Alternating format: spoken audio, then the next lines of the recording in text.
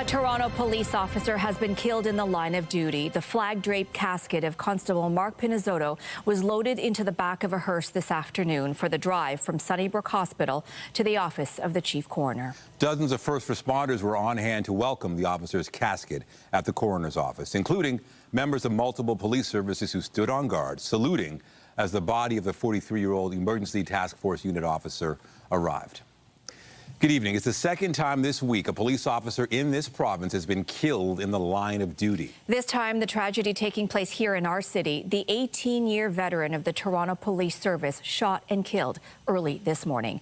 We begin our coverage tonight with CTV's Beth McDonnell, who is live near Trethewey and Black Creek Drives, where the shooting occurred. Beth. Zoraida, this is a tragic reminder of the extreme danger officers face. People who knew Constable Mark Pinizzotto are describing him as a dream recruit who had a passion for the job. He was also an accomplished hockey player who played competitively in Europe. Tonight, his family and police community are grieving his loss. 43-year-old Constable Mark Pinizzotto was a husband, father to 14-year-old twins, and a Toronto police officer for 18 years. Today, while executing a search warrant, the specially trained member of the Emergency Task Force was shot and killed. Our teams met with Mark's family at the hospital to confirm this devastating news, and they are grieving a profound loss. Words cannot describe the pain they are feeling. I happen to know the mom very well for 20+ years. Their grief is shared across this entire city. The shooting happened around 5:40 in the morning at a residential tower near Black Creek Drive and Trethewey Drive. There was an exchange of gunfire. The Special Investigations Unit says Pinizzotto entered a 4th-floor unit when a suspect fired the first shot. A man discharged his firearm at an officer, resulting in the officer being struck. A second officer returned fire, and the man was struck multiple times. A 19-year-old suspect is in custody, sent to hospital in critical condition. Police say Pinizzotto was rushed to Sunnybrook, but despite heroic efforts, did not survive. The tower where Pinizzotto was shot is the same building where last summer 8-year-old Javai Roy was hit by a stray bullet and killed. In this case, many woke up to the sound of sirens and saw tactical officers with guns. Police have been guarding the lobby and the unit where shots were fired. I was terrified. I was so scared because I'm looking out the window. I'm like, oh my gosh, not again. And then when I went to drop my daughter off at the school bus, I seen all the blood and stuff in the lobby. From Sunnybrook, Pinizzotto's body was carried in a procession to the coroner's office. The grief and sadness of this day overwhelming for his fellow officers. This police salute a show of solidarity. Described as a dream recruit, they have now lost one of their own in the line of duty. Tonight, the suspect shot by police remains in hospital. Police say Nicholas Bennett, 19, of Toronto, will be charged with first-degree murder in connection with Pinizzotto's death. Reporting live, I'm Beth McDonnell. Zoraida, back to you. Thank you, Beth. According to police, Constable Pinizzotto was at that apartment complex this morning as part of a team executing a search warrant in connection with a police investigation into gunfire towards the U.S. consulate and several synagogues. Police are now looking for this man, 19-year-old Zara Jabi, in connection with that shooting at the consulate. He is considered armed and dangerous. CTV's John Woodward reports U.S. authorities believe these attacks are connected to a global terror organization. It was the American ambassador who first made the connection Thursday morning. A Toronto policeman was killed, I believe, overnight in an investigation that may be linked to the United States. Toronto's police chief then linking their operation on Martha Eden Way to the shooting at the U.S. consulate by the drivers of this Honda SUV in March. Concerned a number of shootings, including a shooting at the United States consulate on University Avenue. Within days of that attack, 3 synagogues in Toronto and Vaughan were also hit by bullets. Those attacks also came up in an investigation a world away, mentioned by someone wiretapped by U.S. authorities as he bragged about attacks in Amsterdam and Paris. According to an unsealed American criminal complaint, the man, an operative of the Islamic Revolutionary Guard Corps, said our people were behind 2 attacks in Canada against the consulate and the Knesset, which the Americans believed referred to the consulate in Toronto and the synagogues. The man, Mohammed Bakr Saad Dawood al-Sadi, was arrested in Turkey in May and brought to the U.S., charged with directing 18 terrorist attacks throughout Europe. Islamist jihadi-inspired extremist violence, that this continues to be a global phenomenon, that there continue to be organizations that actively feed it, and that there are individuals who actively recruit people to carry out such violence. The RCMP confirming to CTV News their national security enforcement team was at the deployment Thursday morning. This is an attack on Canada's freedom, and these people are financed. They're not casual criminals. These guys are, again, embedded, armed criminal gangs that are being financed to bring terror to Toronto, and the police are a frontline defense. Against attacks that may have been commissioned a world away. John Woodward, CTV News. As we mentioned earlier, this is the second time this week a police officer in this province has been killed in the line of duty. OPP Constable Taryn Bali was killed in the line of duty in Northern Ontario after being struck by a vehicle Tuesday afternoon.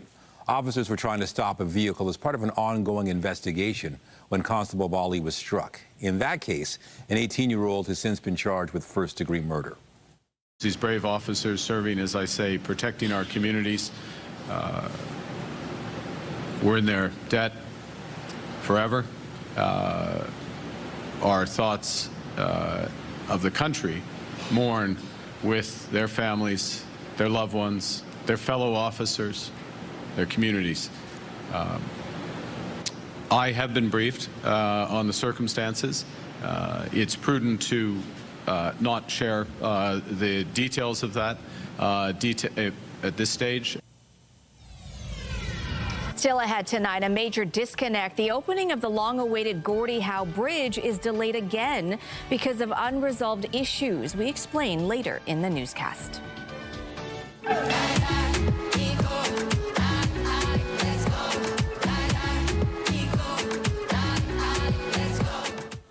It was a party in Mexico City this afternoon as Shakira and other artists took the stage at the first of 3 FIFA World Cup opening ceremonies. Canada and the U.S. have their own opening event scheduled for tomorrow. The performances took place at the historic Estadio Azteca just before Team Mexico's first game. Well, Mexico maybe with an opening here, and that is the opening goal of the World Cup. And that opening match between Mexico and South Africa ended with a 2-0 Mexico victory. Tonight, that same stadium will host another game between South Korea and Czechia. Well, the first game here in Toronto will not take place till tomorrow, but the FanFest and the watch parties began today. Sort of. After years of planning and preparation, it only took a few minutes for Mother Nature to change the game. CTV's Mike Walker is live outside the FanFest zone with more. Mike, not the start to the party people were expecting. No, a lot of fans leaving early, disappointed. The afternoon, Nathan, started off with a lot of excitement, but it was within an hour of that opening match that there was the risk of lightning, prompting organizers to evacuate the FanFest here and send everyone home.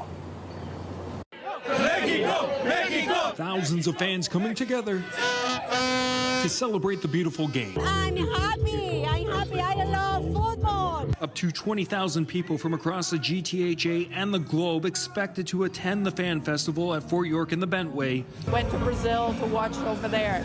And when they say that it's coming over here, I say, right on, I don't have to travel. It's going to be right on my backyard. And for many, it's their first World Cup event, like Karen, who's from Colombia. She's very excited because she always dreamed to be in a World Cup. All eyes glued to the action on multiple screens as Mexico and South Africa kicked off the tournament. Omar among the large contingent of Mexican fans cheering loudly at the main stage. It means a lot because we get to be with the Mexican community watching the game. But that excitement quickly fizzled out. The festival evacuated due to the threat of inclement weather. Well, we're sad because we were not able to finish the game, but it's okay. We need to leave. The city stating out of an abundance of caution, the FIFA Fan Festival is being cancelled due to the risk of lightning. The decision was not made lightly. However, safety is our utmost priority. Bit of a disappointment, right? But it's all about our safety.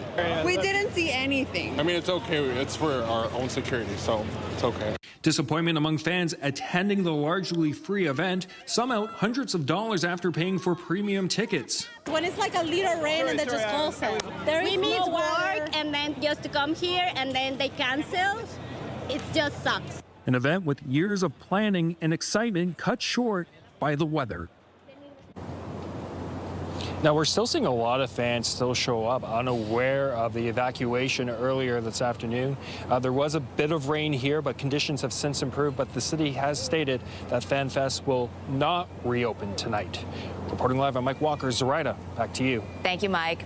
So let's give you another live look outside this hour. Yeah, but it is still hot and humid out there. Ideal conditions for pop-up thunderstorms. Lindsay Morrison joins us now live from outside Toronto Stadium with a look at our current conditions. Yeah, it's a tough call to make, especially, canceling such a, a wide array of festivities, but you can't really take a chance when it comes to thunderstorms, Lindsay. Well, as mentioned, Zoraida, safety comes first, and there was a fair amount of lightning in the west end of the GTA before that cluster of storms made its way downtown Toronto. In fact, that's where we're going to begin with a look back at the radar as it was happening mid-afternoon. So this will show you the thunderstorms that were rumbling through the west end. There they are, and this is what prompted that cancellation of the event at FanFest today. The threat of lightning was certainly there. Here's a look at our current satellite and radar. We are seeing improved conditions. The sun is out, the clouds are clearing, and it's a little more comfortable out here compared to earlier this afternoon. It's 30 degrees. It feels like 38, but it is no longer feeling quite like 40. There is a bit of a breeze. It has been a very muggy day today. The winds out of the west and of the southwest. A bit of a northwesterly flow also with those showers recently making their way through the GTA. This is your evening at a glance. Should be drier from here, but we do hold on to the threat of active weather through the overnight hours tonight with a very mild low of 20 degrees tonight. I will say things are looking good for the big game tomorrow. We are standing just outside Toronto Stadium, where I can assure you it is going to be a lot busier here this time tomorrow. So we will tee up your watch party weather coming up. But for now, Zoraida and Nathan, going to send it back inside to you. All right. Thanks, Lindsay. The start of the World Cup is a chance for soccer fans to perhaps take the afternoon off or maybe sneak out a bit early and catch the games. Dozens of people turned out at rendezvous downtown to take in that first match despite the rain. CTV's Jessica Smith was among them and joins us now live. Jess, what was the mood like? It was electric here, and match 1 of 104 is officially in the books as Mexico took on South Africa in Mexico at Mexico City Stadium. But here in Toronto, the fans definitely showed up and showed out. Now, Mexico has set a bit of a record. They become the first country to host 3 World Cups, the first in 1970, the second in 1986. It was hot there. It was hot here in the city of Toronto, and the fans were soaking it all in, flocking to patios and watch parties all over the city and the GTA, including right here at rendezvous on Richmond, with hundreds of fans showing up, even with that little bit of rain. Now, there was a huge turnout of fans representing not just Mexico and South Africa, but almost every single nation. I saw a lot of Jamaica jerseys out there. Very, very exciting, and a sentiment shared by every fan I spoke to was how unifying the World Cup is. The chants for both teams filled the air, and fans even joining in together for a wave that took over the entire space here. Mexico took it, as we know, 2-0 over South Africa, and over the next 39 days, we will tune in along with the world as they show their support for the beautiful game. And fans here in Toronto are definitely ready. Let's take a listen to what they had to say. This is part of the atmosphere. I'm grateful to be part for another World Cup, and I think to be with all these Mexican people, all these nations, is great to celebrate. Well, I'm Mexican. I might not look like one, but I am. So, and I wanted to bring my Canadian friends to live the experience of how Mexicans live the games, and so yeah, we're having fun. I absolutely love it. As we all know, Toronto is like a melting pot. We have different people from like all over the world. So seeing people come together and just representing their country is lovely. And I think it's an amazing thing. It is all soccer all the time. Now we have another game, as we know, tonight at 10 p.m. South Korea and Czechia, and then the excitement of Canada tomorrow at 3 p.m. It's going to be so exciting. Reporting live, I'm Jessica Smith. Zoraida, I'll send things back to you. Thanks, Jess. Well, behind us is a live shot of Nathan Phillips Square, where fans also gathered to watch this afternoon's game. Despite the rain, it was also the place to be for people who just happened to be visiting this city for other reasons, but got caught up in World Cup fever. CTV's Janice Golding is live tonight in Nathan Phillips Square with more. Janice.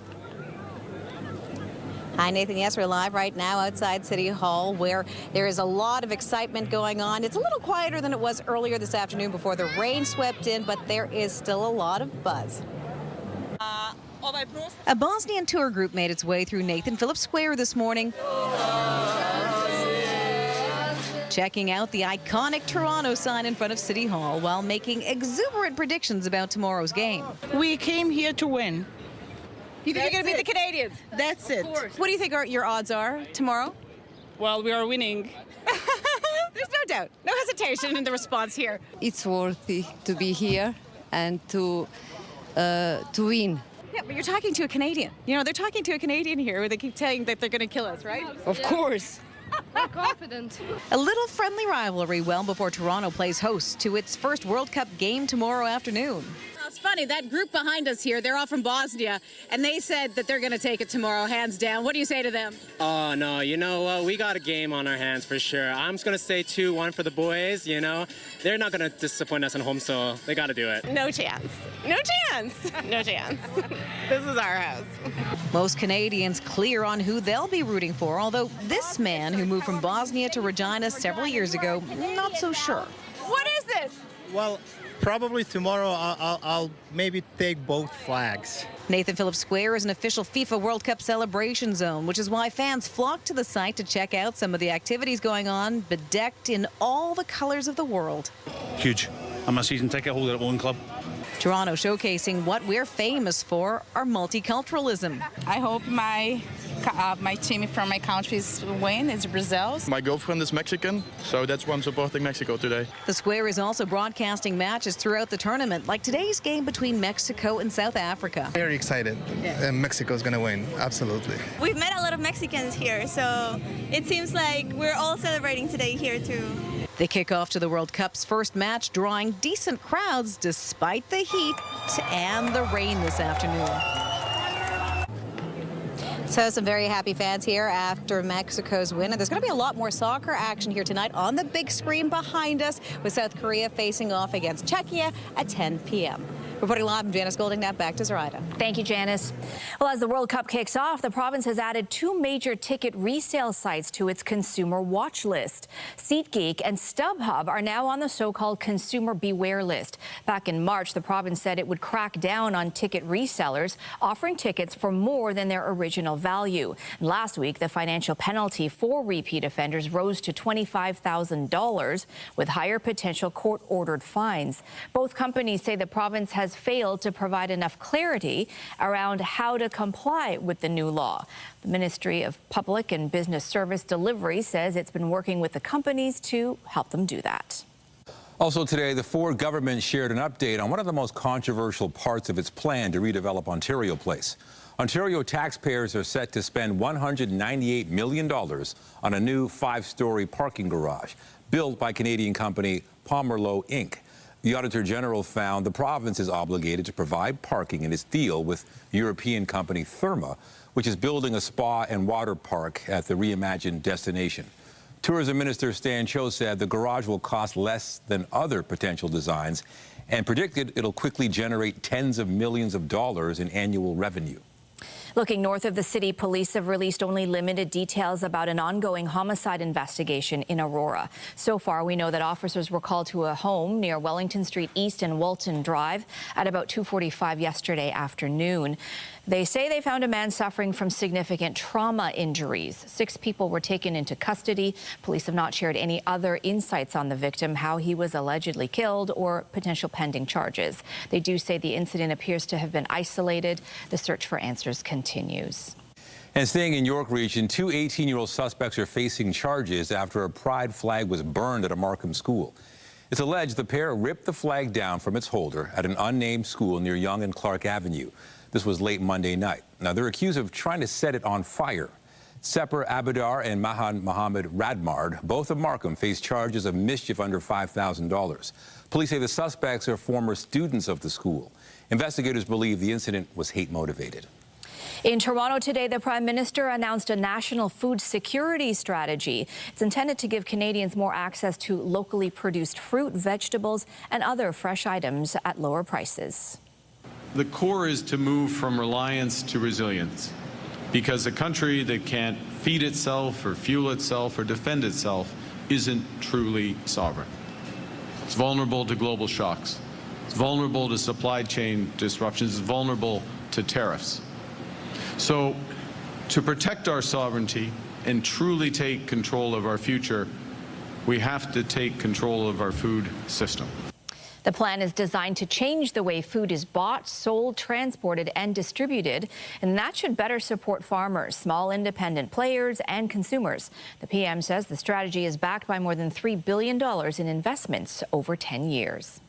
The owners of the popular AI chatbot Grok and the social media platform X have violated Canadian laws. The investigation has found that X Corp and XAI violated Canada's federal private sector privacy law by launching the Grok AI-powered image generation tool without implementing appropriate safeguards from the outset. This lack of protection allowed users to create and share sexualized deepfakes, largely targeting women and children. Researchers say Grok was at one point generating well over 6,000 sexualized images per hour. The Privacy Commissioner indicates some measures have been taken by the company behind the chatbot, but it remains in non-compliance. Both XAI and X Corp are owned by SpaceX. A ribbon-cutting ceremony for the new bridge connecting Windsor and Detroit was supposed to happen tomorrow, and then it was reportedly opening to traffic on Monday. But we learned today the opening of the Gordie Howe International Bridge has been delayed. Officials now say they're working toward an opening date for the vital economic link. The Bridge Authority issued a statement reading in part, Canada and the United States have agreed to delay the opening of the bridge, taking the necessary time to resolve any outstanding issues. We appreciate the efforts of workers on both sides of the border to get the bridge to its current state of readiness. No timeline was provided, nor any detail about what those outstanding issues are. But the mayor of Windsor thinks he has a pretty good idea. The fingerprints of Donald Trump are all over this, based on his comments after things had moved forward and the ribbon cutting was set and everyone was notified and invited. The president wasn't happy with that. His fingerprints are on it and everything has been unwound again. I just think it's preposterous that we're at this point in time. I'm hopeful the bridge will open soon, but I certainly don't want Prime Minister Carney to make a bad deal and go to the president on bent knee to get this bridge open. The opening of the $6.4 billion bridge was put into question this week when we learned Trump had not changed his position that the U.S. would need to be compensated before he would allow the bridge to open. American officials have not said yet if the Trump administration intervened in tomorrow's planned event. Prime Minister Mark Carney says Canada agreed to a U.S. request to delay the opening. A high-profile Canada-U.S. business summit was held in Toronto today, focusing on the North American free trade deal. Donald Trump has suggested he's not interested in negotiating a new agreement, but his ambassador is hinting at ways Canada can make it work. CTV's Abigail Beeman reports. America has a tremendous amount of things where we have a need. America's man in Ottawa gives context to these comments from Donald Trump on the Free Trade Pact up for review. I'm not looking to renew it. We don't need anything that Canada has. Pete Hoekstra says there are things America needs, potash and oil, for example. Go into these negotiations very aggressively. And it's Canada's job to sell itself as the best place to buy. I think every time we've met with the Canadian government, the president has always kind of closed the meetings off or consistently said through the meetings, make us an offer. Hoekstra also referenced a positive shift in rhetoric from Doug Ford on his trip to D.C. this week, Pierre Poilievre, and this from the Prime Minister. Canada Strong will help make America great again. What I'm encouraged by is, what we do see as a pivot. As an investor, as someone who's spent most of his career allocating capital, uncertainty sucks. Canada's rarely heard from ambassador said America first doesn't mean America alone. I think we need to continually remind Americans of the importance of Canada to the United States. We're not good at that always. I'm optimistic. While the minister responsible remains hopeful about a 16-year deal extension. I try and demystify this July 1st deadline. Right. It's not a cliff that everybody goes hurtling off. LeBlanc said he spoke with U.S. Commerce Secretary Howard Lutnick this week and will see Trade Representative Jameson Greer at the G7 next week. He described conversations as constructive with a need to move forward. Abigail Beeman, CTV News, Ottawa. To the latest now on the wars in the Middle East, and the U.S. president has called off plans for a heavy strike on Iran tonight. Donald Trump posting this on Truth Social, saying, based on the fact that discussions with the Islamic Republic of Iran have been brought to the highest level of Iranian leadership and approved, I have, as President of the United States of America, canceled the scheduled strikes and bombings against Iran this evening. He goes on to say the naval blockade will remain in effect until this transaction is finalized, with the time and place of the signing to be announced shortly. But Iran's semi-official news agency says Tehran has not approved any text for an initial memorandum of understanding with the U.S. Pope Leo arrived in the Canary Islands today on the first ever papal visit there. The pontiff arrived for a stadium mass that was expected to be attended by more than 50,000 people. He's spending the final 2 days of his week-long trip to Spain in islands located off the coast of Africa. They are a key point of entry for migrants from West Africa. The Pope issued an impassioned plea to recognize the dignity of migrants. He is fulfilling a wish of Pope Francis to visit the islands to commemorate the thousands of lives lost at sea. And I'm Pat Foran. Coming up on Consumer Alert, a lot of people will be traveling for the World Cup. If you're someone who crosses the U.S. border often, you can benefit from having a Nexus card. But if you apply for one, make sure you don't pay fees that you don't have to. I'll have that story.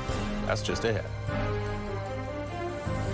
Just one more sleep until Team Canada plays its first World Cup game on home soil. We are outside Toronto Stadium, and whether you're coming down here or watching from home, I know you're curious what the weather's looking like for tomorrow. This is your watch party forecast. The afternoon is going to be dry, sunny, still warm, but not as hot and humid as today. And there's a look at some more active weather that looks to creep its way into our weekend weather forecast. We'll talk all about that after the break here on CTV News. Stay with us. About 2 million Canadians have a Nexus card, which makes it faster and easier to cross back and forth into the United States. You have to apply for a Nexus card, but if you do, you need to be careful how and where you get one. Here's Pat Foran and Consumer Alert. Pat. Thanks, Nathan and Zoraida. When you search online to apply for a Nexus card, you may find third-party companies that say they can help you with the application process, but they're also charging hundreds of dollars extra that you don't need to pay. If you're a frequent traveler to the U.S., a Nexus card can help you bypass long lineups at the airport and crossing the border. Pauline Saunders of Angus decided she wanted to get a Nexus card to save time while traveling. She went online to start the process. I knew I wanted this pass, and then I saw an advertisement on Google, so I hit it. A company said it could help her apply for a Nexus card, and she agreed to pay their fee of almost $600 US.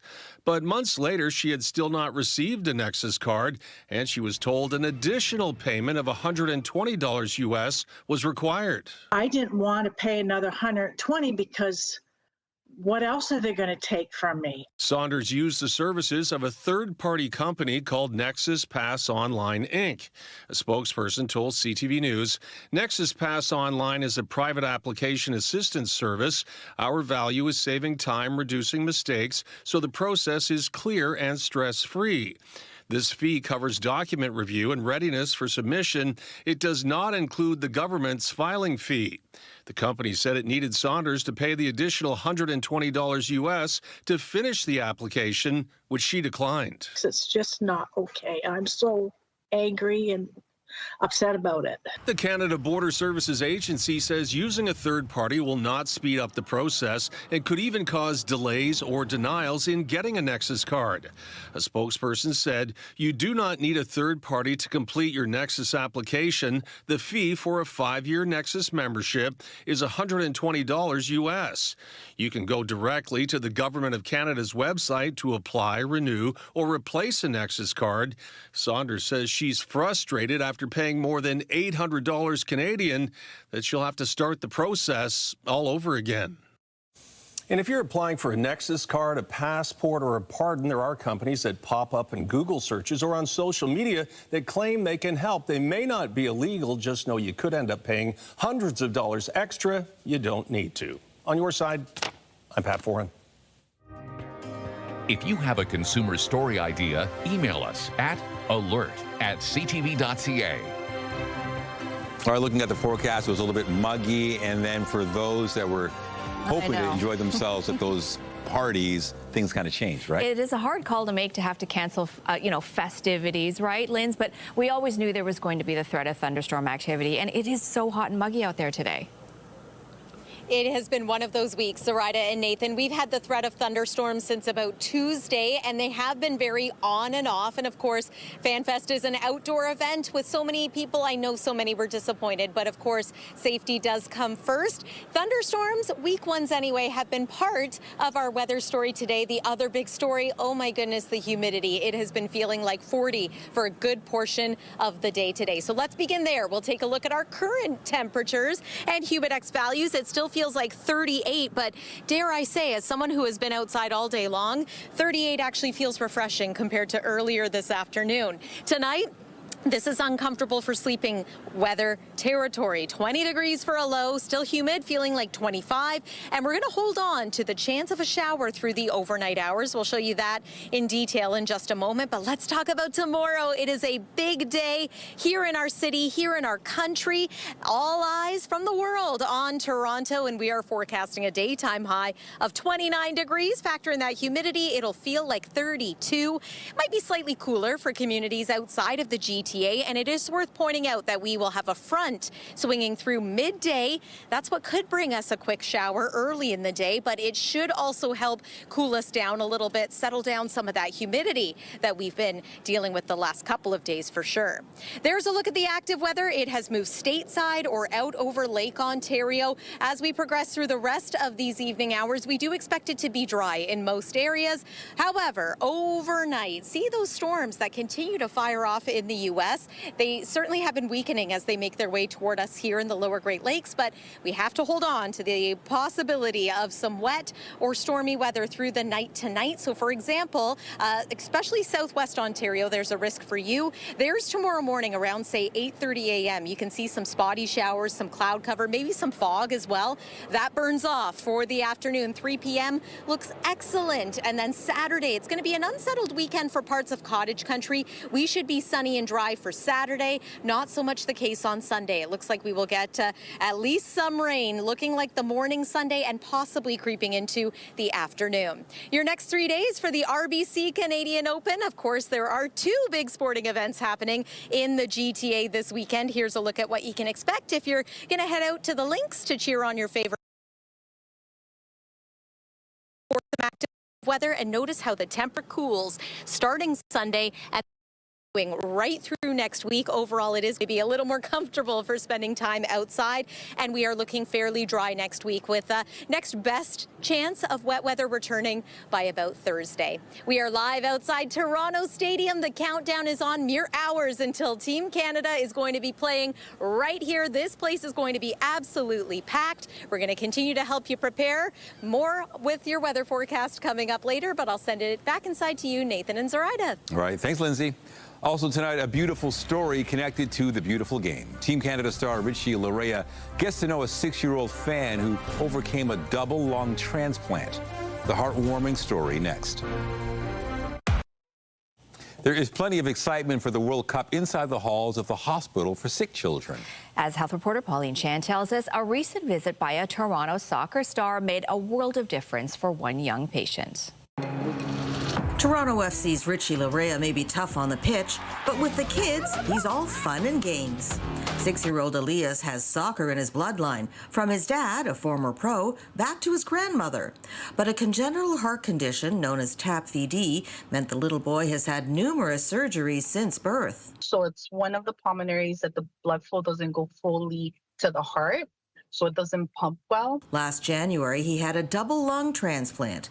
But a few months later, he was out on the pitch with Larea and a group of young sick kids' patients. It was truly special just to see after transplant, because he did have restrictions, and just to see him just kind of being normal and being with kids and running and just being outdoors was really, really special and emotional for us parents. Our patients really enjoyed meeting him at the hospital. He's always been just an amazing supporter, so it just felt like a natural fit to do something with him. Larea has been a longtime supporter of sick kids, and the hospital has been working to bring World Cup festivities into the atmosphere there, like with viewing parties. Sick Kids isn't just located in Toronto, but it's part of the city's fabric. And so when significant moments happen here, the connection between the hospital and the community is really easy to see. Each child contributed to the design of a hero ball, a thank you gift for Larea. And Elias has more soccer to look forward to in the near future, with free tickets to a Toronto FC game in the fall. Pauline Chan, CTV News. As summer festival season heats up, the Taste of the Danforth is officially making its return to Toronto's cultural calendar. The event is one of the biggest and most popular street festivals across the country, taking over Greektown during the second weekend in August. But it hasn't taken place since 2023, organizers citing funding constraints. Back in February, the Premier had said he would work with the Mayor to bring Taste of the Danforth back. Today, officials confirm new money is flowing. It's been 30 years for Taste of the Danforth, one of the very, very first festivals in the city of Toronto. Hundreds of thousands of Torontonians of 416, 905, and 705 come here to the Danforth for food, music, and a kind of joy that you'll only find in Toronto and on the Danforth. We know that the small businesses here suffered having that gone, but we also know that tourists and people of the city suffered. I mean, it's a big economic driver. Tourism spending around the Taste of the Danforth generated $91 million in 2023, and we expect it to break all of those records this year. And that's why, Councillor Fletcher, we appreciate your announcement of support from the City of Toronto of $200,000 for Taste of the Danforth 2026. The province will be matching that investment with $200,000 for this year's Taste of the Danforth. Taste of the Danforth returns August 7th to the 9th. After the break, he is Canada's all-time leading scorer, expected to deliver in the big moments. We chat with soccer superstar Jonathan David next. SpaceX shares start trading tomorrow. Today, we now know what the initial price will be. BNN Bloomberg's Marilla Fernandez has more. This is one of the most talked about initial public offerings of the year. Shares will start at $135 US tomorrow. More than 555 million shares are being sold, only about 4% of the company. SpaceX is known for its rockets, but it also has an AI division and Starlink, its satellite business, which is the only part of SpaceX that makes money. Elon Musk is already the world's richest man. Tomorrow, he could become the world's first trillionaire. Here are the closing numbers for the day. The Canadian dollar down a fraction to 71.63. West Texas Intermediate is down to 87.71. Western Canadian Select is up to 75.82. And the TSX shot up 520 points today. Those are your business headlines. I'm Marilla Fernandez. The parent company of Air Transat is reporting a $79 million loss in its latest quarter. Transat linked the losses to rising fuel prices and the suspension of flights to Cuba as that country struggles under the U.S. energy blockade. The $79 million loss compares to an approximately $23 million loss for the same period last year. Transat Chief Executive Annick Girard says the results were disappointing as factors largely beyond the company's control severely impacted profitability. Meanwhile, discount retailer Dollarama reported a first quarter profit of more than $302 million for its quarter ending May 3rd. That's up from around $274 million in the same stretch of 2025.